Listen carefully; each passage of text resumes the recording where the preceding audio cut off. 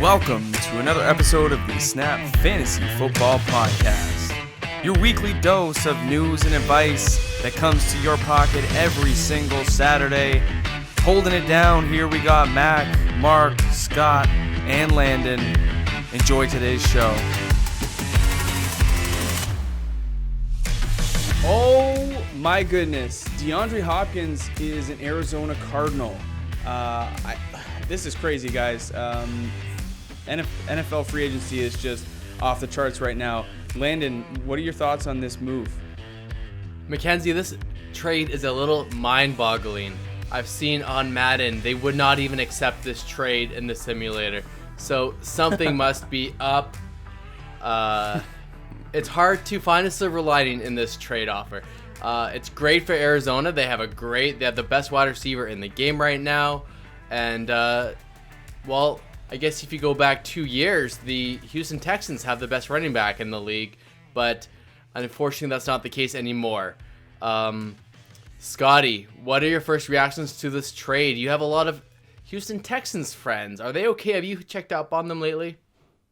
You know what? When I got word of this trade, it kind of came out in pieces. And, the breaking news line was just that David Johnson was heading to the Houston Texans. And I thought, you know what?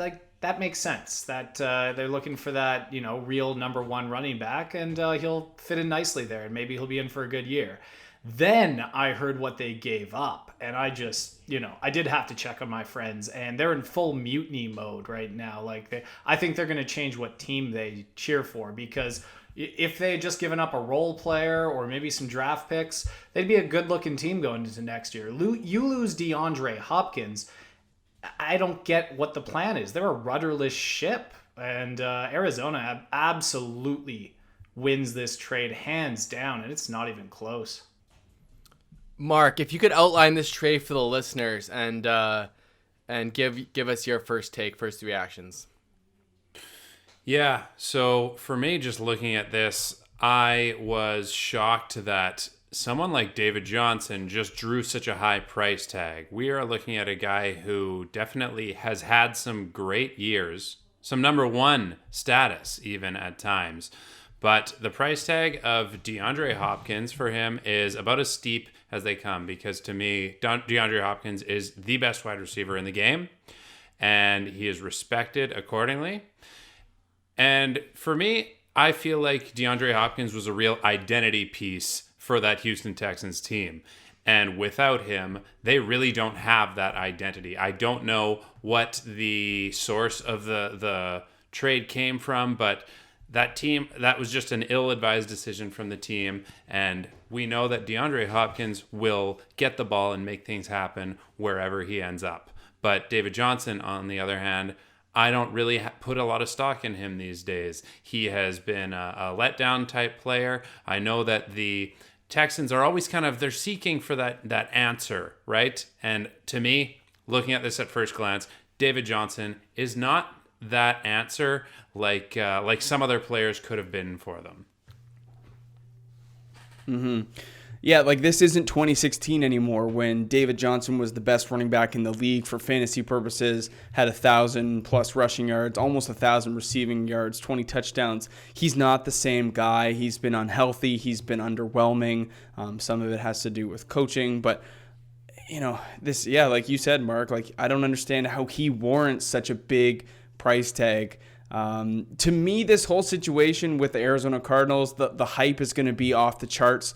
It almost smells a little bit like the 2019 Cleveland Browns when they acquired Odell Beckham Jr., had, Baker Mayfield, a standout rookie, and not to mention Nick Chubb as well. So they had all these pieces in line, Jarvis Landry coming over as well, and they were overhyped. I think Baker was consensus QB5 last year in terms of ADP. Definitely underwhelmed. So did the Browns. Didn't even make the playoffs. So this kind of has that feel. Young, superstar-ish quarterback in Kyler Murray, an elite level wide receiver coming over to join the team.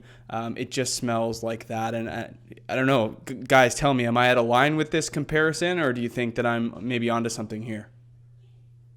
I don't know if I'd say you're out of line, but I do see comparisons. But I would say Kyler Murray, to me, showed a little bit more stability in his first year than Baker Mayfield, just with like really buying into what the coach is trying to happen. They're called the air raid. And the fact that they just added the best, arguably, wide receiver in the league to the air raid, I do see why people are going to get hyped come fantasy time. So I would say the comparison is definitely justified, but you know what? I'm probably hopping on this train come draft time. Woo!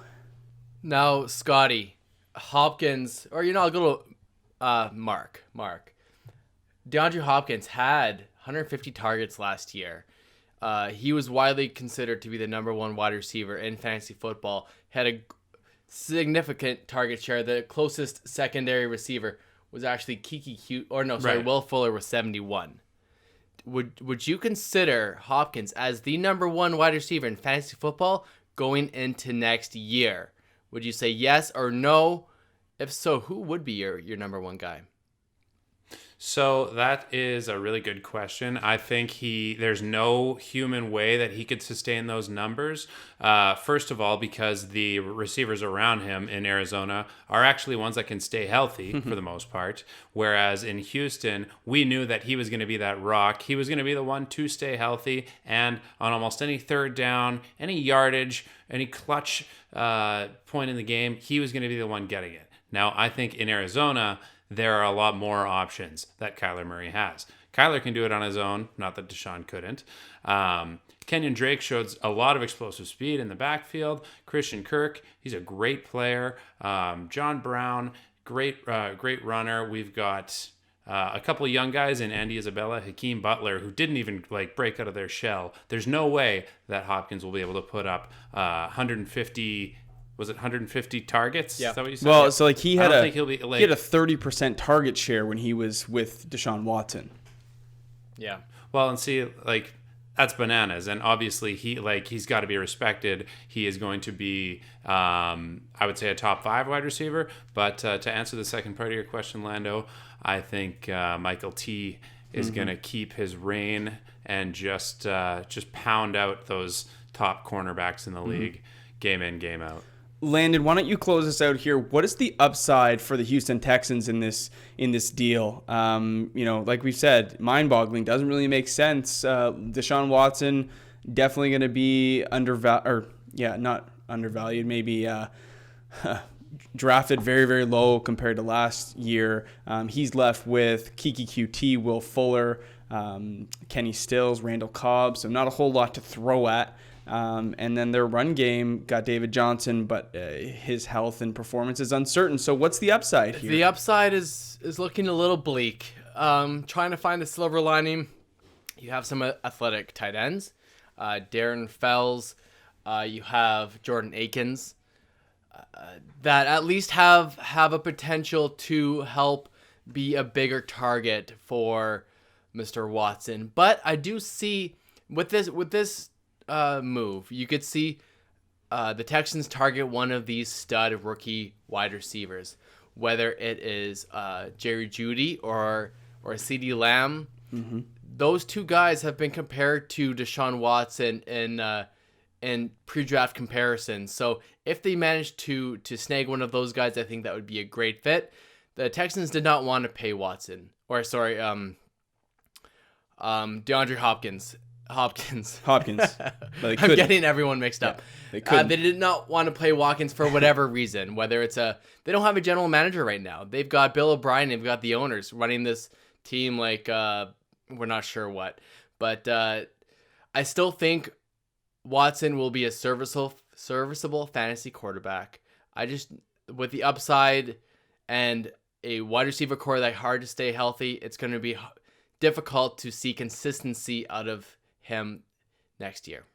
Yeah, I mean, it's a crazy trade. It's hard not to think that there was some bias from maybe Bill O'Brien towards DeAndre Hopkins. Apparently, they didn't have a great relationship and no general manager there to sort of help call the shots. Bill O'Brien's just on an island by himself.